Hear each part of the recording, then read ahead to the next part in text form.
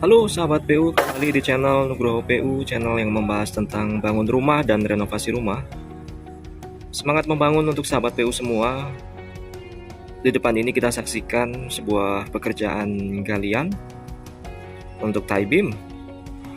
Nah sahabat PU, tahukah Anda bahwa sebelum melakukan pekerjaan galian ini, kita harus memasang yang namanya boplang.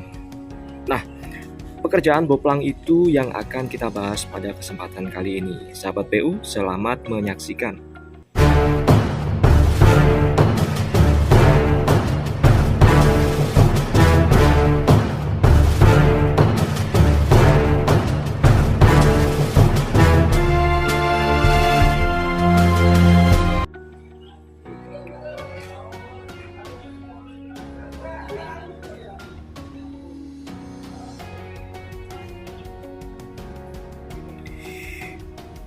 Oke, jadi di sini adalah sebuah proyek bangun rumah dari nol. Rencananya nanti kita akan bangun rumah 2 lantai dengan sistem spirit level sahabat PU.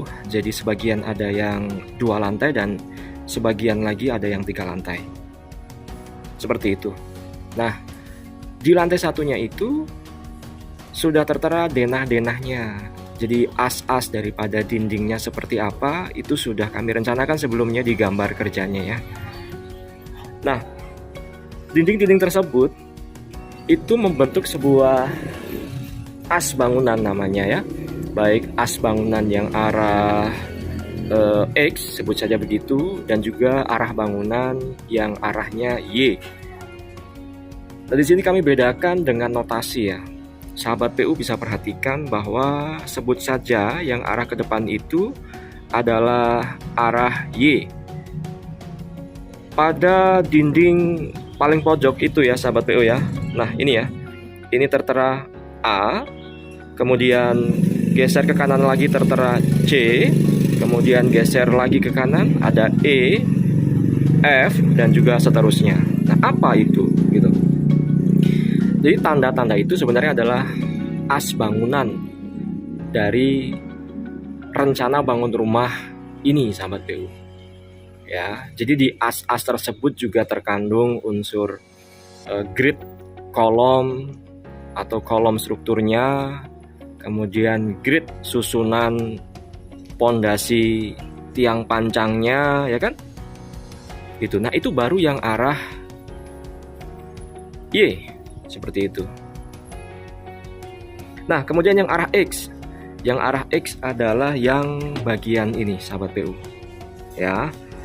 Nah, di sini sahabat PU bisa lihat di sini ada notasi ya. Jadi yang pada arah X ini kami membedakan notasinya tidak pakai huruf tapi pakai angka. Di sini ada angka 4, ya kan? Berarti as 4. Kemudian ada as 6.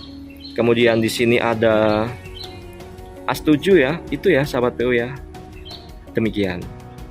Nah, jadi sudah terbentuk 2 arah as bangunan. Yang pertama adalah yang notasinya kami terterakan di situ pakai notasi huruf. Kemudian yang satunya lagi adalah yang notasinya kami terterakan dengan angka. Itu karena arah memang berbeda, jadi arah sumbu Y dan arah sumbu X.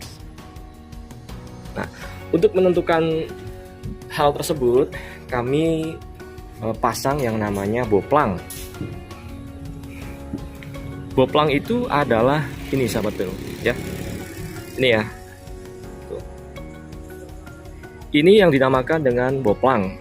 Bahannya bisa dibuat dari kayu kaso dan juga papan ya, karena di sini kami lagi banyak sisa-sisa kaso dari proyek lain, maka kami tidak pakai papan, jadi kesemuanya pakai kayu kaso. Sama saja, pada prinsipnya sama saja. Jadi yang kita tancapkan ke tanah itu adalah kayu kaso seperti yang terlihat di depan ini. Kemudian yang horizontalnya itu seharusnya papan, namun di sini kami gantikan dengan kayu kaso juga, dan itu tidak masalah. Ya, ini adalah boplang arah sumbu Y. Ini ya, pemanjang ini. Nah, ini arah boplang sumbu Y. Nah, kemudian ada satu lagi arah boplang yang sumbu X. Nah, ini dia sahabat PU, ini ya. Jadi ada beberapa kayu kaso yang ditancapkan. Kemudian ada satu kayu kaso yang ditempel ke kayu kaso yang ditancapkan tadi arah horizontal. Nih. Ini sahabat PU, ini boplang yang arah X. Yang mana nanti boplang arah X ini akan kami tarik benang menuju ke notasi yang ada di tembok tadi. Ya, ini ya. As 4, As 6, dan juga As 7. Begitu juga dengan boplang yang ada di depan ini, itu nanti kita akan tarik benang menuju ke notasi yang ada di depan itu. Ya. Jadi ada As A, As C, As F, dan seterusnya. Tentu dengan menggunakan sistem kesikuan, cara membuat siku itu bagaimana Pak Nugroho gitu kan. Nah, di sini kami menggunakan sebuah perumusan yang mana adalah 345 sahabat PU. Maksudnya gimana ya untuk menjelaskan ke sahabat PU. Jadi gini. Misal arah ke sini adalah 4 yang arah panjang, kemudian satu lagi adalah 3, kemudian arah yang miringnya itu adalah 5. Ya, jadi kita tidak perlu menggunakan alat berupa siku atau siku baja, tapi kita pakai perbandingan tersebut, pakai benang. Ya, jadi siku sisi yang satunya itu adalah 3 meter, kemudian sisi siku yang satunya adalah 4 meter, kemudian sisi siku yang satunya lagi adalah yang 5 meter. Seperti itu sahabat PU. Dan itu sudah pasti nanti didapat sebuah kesikuan. Jadi tidak perlu menggunakan alat siku secara langsung. Nah, kemudian setelah boplang pada arah X dibuat, kemudian boplang dari arah Y dibuat, dan beberapa notasi yang kami terterakan di tembok belakang dan tembok samping sudah dibuat, maka langkah selanjutnya adalah penarikan benang. Sahabat PU di sini bisa dilihat, ya. Di sini ini ada benang, ya, ini ada benang, ya kan? Menerus dari boplang yang bagian depan ini, menerus ke as yang ada di C, ya. Nah, itu asnya sudah ketemu, berarti kita sudah bisa menggali pada area tersebut. Makanya di bawahnya kita sudah melakukan pekerjaan galian tuh. Nah, ini nanti di sini akan kita buat tie beamnya, ya. Nanti kita akan buat tie beam di sini yang arah Y. Nah, begitu juga dengan yang di sini.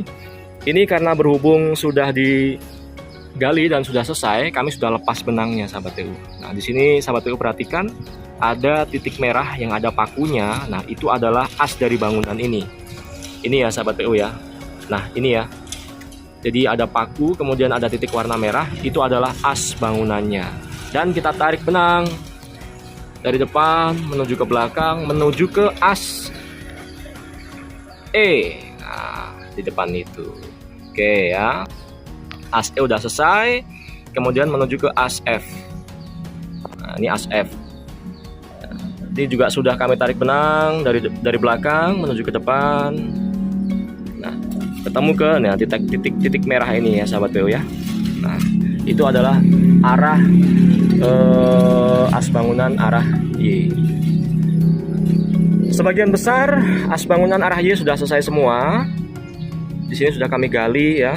Galian pertama di as A sudah selesai, as C sudah selesai, as E sudah selesai, as F sudah selesai, dan sebelahnya juga sudah selesai. Dan sekarang sedang berprogres untuk arah yang X sahabat PU, arah yang melintang, yaitu arah as 4 ya, ini ya as 4. Kita mau gali arah ke sini tuh.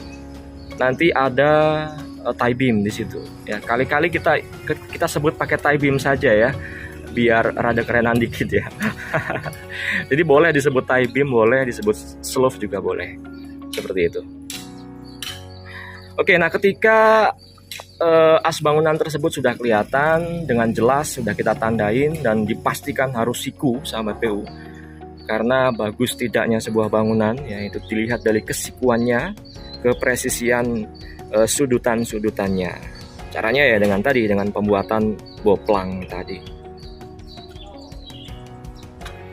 Baru kita laksanakan pekerjaan galian.